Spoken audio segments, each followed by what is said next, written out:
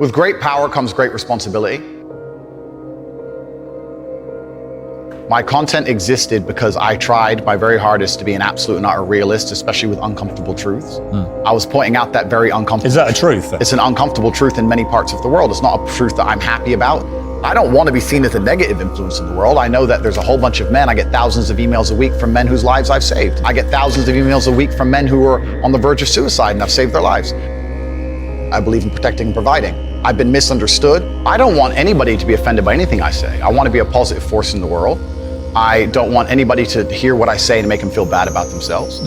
I want all people to live righteous and good, whether they're male or female. I think righteous is living true to your heart and knowing that you're doing good by people, not snaking anybody, not lying to anybody. I know I live a very righteous life. The government is not capable of helping the poor.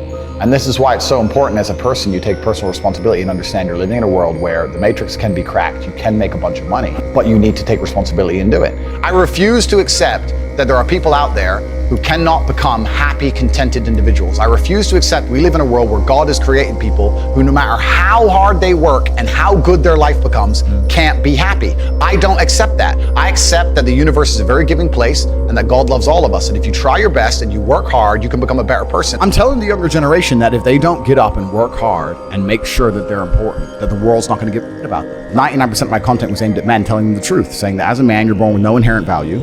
You have to become important. You have to go through some pain or go through some suffering to make people care about you. Otherwise, you're not going to matter. As a dude, if you walk into the party and you've put no effort into your life, nobody about you. And every man out here knows. And one of the great things about the masculine journey and masculinity is that we've all lived a semi-similar story. It's kind of cool. Like, we've all been the teenager, gets heartbroken. We've all been unimportant. We've all like worked hard and then started to get some clout. And then we've all kind of lived the same kind of journey. So I say to everybody out there, yeah, if you don't follow that path and follow that journey and in one way or another get to the top, whether it's fighting, whether it's comedy, whether it's musician, whatever it is, if you're just going to stay somewhere near the bottom and then at the age of 44, email me saying I'm depressed, well, of course you're depressed, loser. Yeah. But that was your choice because you have to build yourself as a man. And if you decide not to build yourself, then your life's going to suck. My main message is to resist the slave mind, to understand that every single thing you're being told has an agenda behind it or you wouldn't be told it otherwise. To examine every strongly held belief you have and try and identify where it comes from and why you have it. I sit and argue with people, I discuss things with people, and they so fervently believe a point. And I say, why do you believe that so much? Like, do you have personal experience? No, but I saw the news. The news told you X, and now you are desperate. You will sit here for hours arguing that point. A lot of people are completely empty vessels ready to be programmed. And I try and tell people, listen, to just stop for a second and understand that the things they're telling you to believe are not necessarily for your benefit. The people who make the rules don't make the rules for the benefit of everybody. They make the rules for the benefit of the people who make the rules of the game. So telling people to resist a slave mind and just be critical thinkers, keep their brain open, pay attention to things, be perspicacious, that's the general theme. And it doesn't matter whether you're left, right, liberal, man, woman, etc. It's just think for yourself. That's the general message. I believe men and women are a beautiful union. I think we're slightly different, but when we work together, we're the most powerful force in the world. And I certainly believe that men and women, when they work together, is the most beautiful force on the planet. So of course I believe in men and women. Of course I believe in love. Of course I believe in marriage. Of course I believe in family. Okay. I believe in marriage in the traditional sense. I believe a man has a duty to stand up and be a real man. I believe that the problem with the world today that we are facing is that not enough men are sticking to the age-old ways of masculinity. I believe that me standing up and saying a man must protect a woman and provide for her, so he needs to make sure that she's safe. He needs a degree of authority. I believe women are sovereign individuals and they can make any choice they so desire.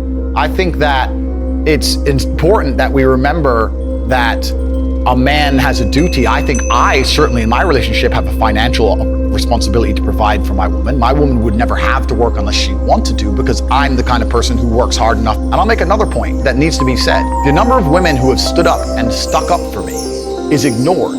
Thousands of women are making videos saying, I've met Andrew Tate, he's such a nice guy. I wish I had a man like Andrew Tate who felt responsible to protect and provide for me. You know what? I do belong to my husband. That's why I married him and I love him. We ignore the thousands of women who stood up and stood by me and said everything I said is true. This is that there's a large contingent of men who still want to make money, go to the gym, be strong, drive a fast car, be traditionally masculine, and don't want to be shamed for that. I believe that feeling depressed is real. I don't believe depression as a clinical disease is real. I think PTSD is very real. Unfortunately, I have some friends who suffer from that. I know that feeling depressed is real. I believe that the number one power you have against these things are trying to take control of your own mind and affecting your own life. I believe that it's not healthy to hand over all your power and believe that depression is an outside disease that you can't affect. I know that when I've had difficult periods in my life, and also many of my friends, like I've said, suffer from PTSD and been through terrible things.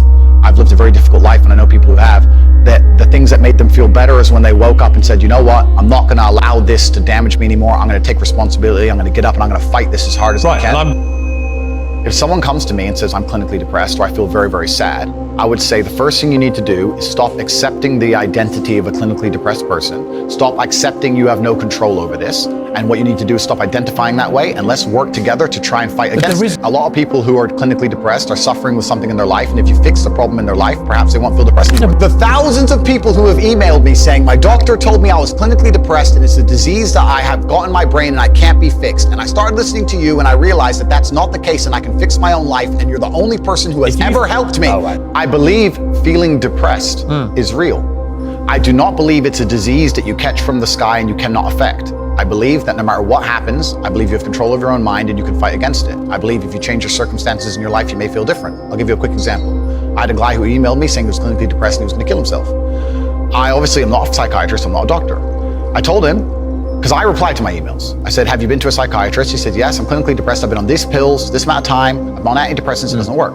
I said, I don't know what to say to you besides this. And he said he lost his girlfriend, that's why I became clinically depressed. I said, listen, go to the gym, get a six-pack first. Once you've got a six-pack, email me again.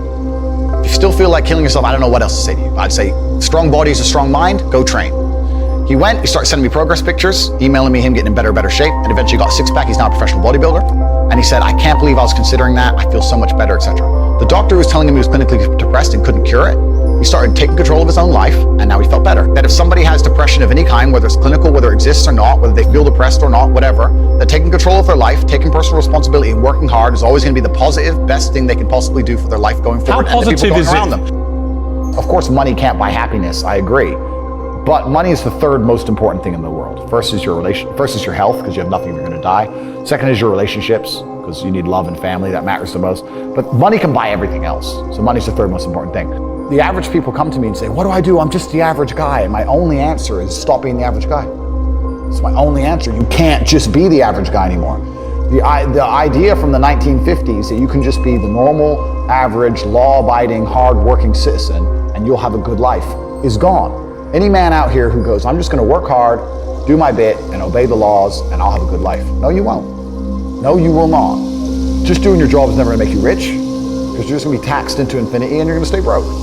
So just obeying laws and doing your job now has set you up to be a peon, a slave for eternity. You have to get yourself in a position where you're making enough money. You don't know what to talk about, then you don't understand money. So go learn how money works. Go learn how a bank works. Go sit on YouTube for free. You don't have to pay 50 grand in 4 years like a university. Go sit on YouTube and understand money, banking, or the real estate market, any of it. Understand the last housing price crash, why it happened, understand mortgage rates and how that's affected by interest rates. Understand it, and then go sit with someone else who understands it and talk about it. People should, even if they haven't got a penny in the world, should be going to these meetings about real estate, about investing, especially if it's cheap, they should go. Just meet other people who at least have money. Have conversations about money, talk about it. How are you gonna get what you don't talk about? And yes, the cycle of precipitation, right? So a cloud comes, it rains, it falls down to the ground, it goes under the ground, whatever, goes into a stream, it moves into the stream, goes to the ocean, evaporates again up to a cloud, floats somewhere else, falls down again. It's always moving. That's how money is. People think that money is in these large, stagnant pools hidden in people's bank accounts. It's not really true. Money is constantly moving all the time. And if you can find a way to get in between it and stand